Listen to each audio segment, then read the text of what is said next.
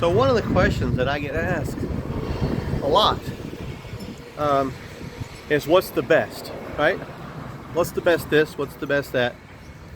But especially when it comes to vehicles and trailers and different things like that, because I do have a fairly high level of expertise in a lot of that.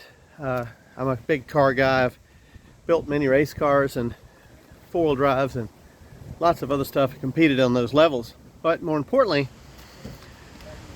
I've been in the trucking business for quite a while, and as behind me here you can see we have a few pieces, you know, trucks and things, trailers, high lease trailers and things like that. But one of the things that's asked probably the most is for people that wanted to get into hot shotting, especially car hauling. They always ask me and say, what's the best truck to buy? You know, what's the best one that's out there on the market? What do I get if I want to be a car hauler in the hot shot business? And I can tell you, there's no real straight answer to that.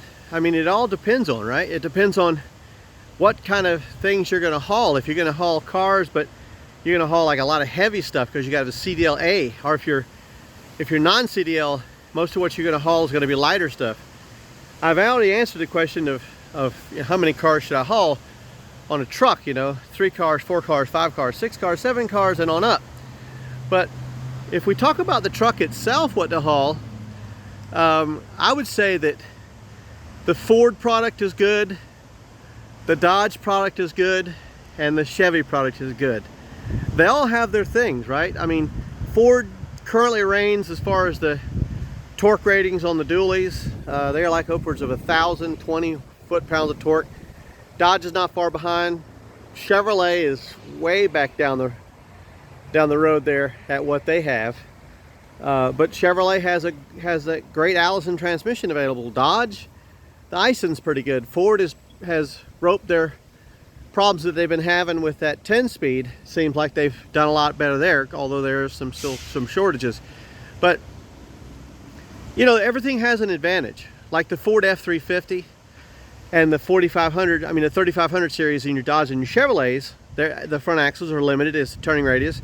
Although some would say I think the Ford has a little bit better turning radius than the Dodge and the Chevy. But if you really want a turning radius, if control of your trailer and the load behind it is the big deal for you, parking and maneuvering, you move to a 450 or a 4500 series. They have the larger, wider axles, which allow for more pivot on the tires, right? If you're going to be riding in the mountains, you want something with a lot of torque like the Ford has. Dodge is number 2. So it's kind of hard to pinpoint down and say which truck is the best. It just really depends on what truck's going to serve your needs the best. But there's one thing I would like to comment on. So the question I think that couples with this is which version, because now we have something to talk about. Because if you want to talk about which version to buy, I would tell you this: if you are building a building and you go down and you go to buy yourself a hammer, and there's one of those hammers at Home Depot that will get the job done, put every nail in that you need to nail, and every, you know, claw out every claw and hammer everything into place, whatever you got to do with that hammer, and that hammer is 50 bucks. Or you go down and get you one of those hammers they sell to the military at 650 bucks, right? So they both do exactly the same thing. They're both tools. They're going to deliver exactly the same performance. So why pay $650 for the hammer? You wouldn't. Well, the same thing happens in dualies.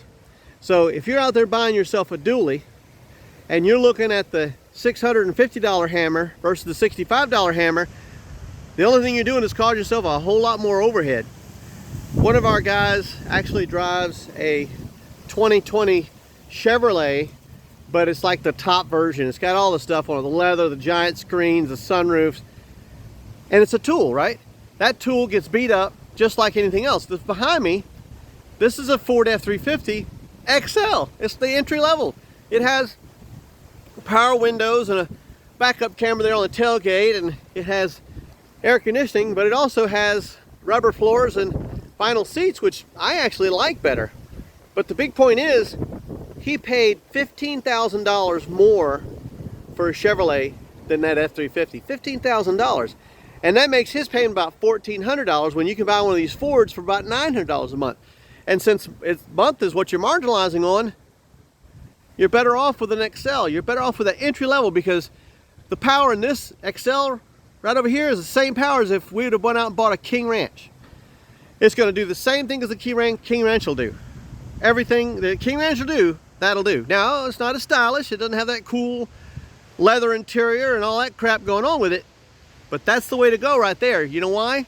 Because it's a tool. And you got to look at it as a tool. Stop looking at it as a prestige. Stop looking at it as something you can go down the road. Now, there again, we've talked about this before in another video. What about, you know, used versus new? I'm gonna tell you, if you can find a good used one, buy yourself an extended warranty on it. As many miles you're gonna rack on that thing, that new one's just depreciating like heck. Whereas a used one, it's already lost a lot of its depreciation. Now, I don't know if I'd go buy one with 400,000 miles on it and try to roll 100,000 miles a year out of it, but you know what? It can do it. It can do it. But you gotta find you something with 90, 100, 150,000 miles, even 200,000 miles on one of these diesels, as long as they're, you know, especially if you can find a one owner that's been really taken care of, man, buy that thing. You'll save yourself thousands and thousands of dollars. So if you go buy yourself a used XL versus a brand new Sierra High Mountain Classic, whatever the heck it is. Now, when it comes to the drive system on them, there's another controversial point, right?